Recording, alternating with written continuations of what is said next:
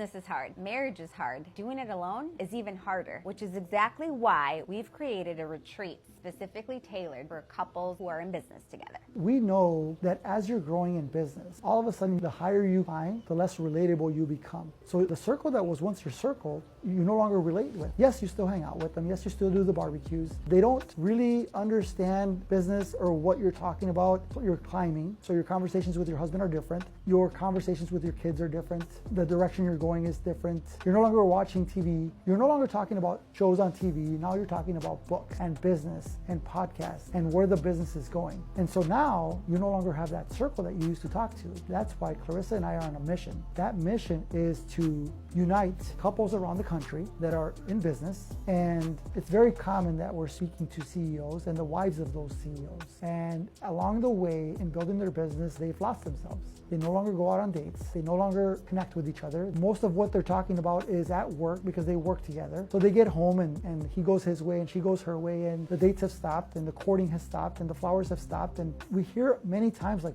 they forget what it's even like to go on a date together. And they have no one to talk to about this. Because that's very common and we'd like it to become a little bit less common, it's why Clarissa and I are on a mission to find these couples around the country and introduce them to each other. We created a couples retreat that's coming up here later in the year. If you'd like to learn more, reach out. All we're looking to do is to connect you with other couples in business around the country so that you have someone else to talk to. It's very common. Clarissa and I were just in Austin, Texas. Who was there was friends that we've made over the last few years that are also in business. There was a couple there from Indiana who's running a $70+ million business. And there was also a couple from California. And we're from Florida. So we have California, Florida, and Indiana in Texas. And this weekend we're going to be again, now we're flying to Indiana, and there's going to be people there from Indiana, from Florida, and from other states. And so we've found each other. Join our community. We'd love to have you.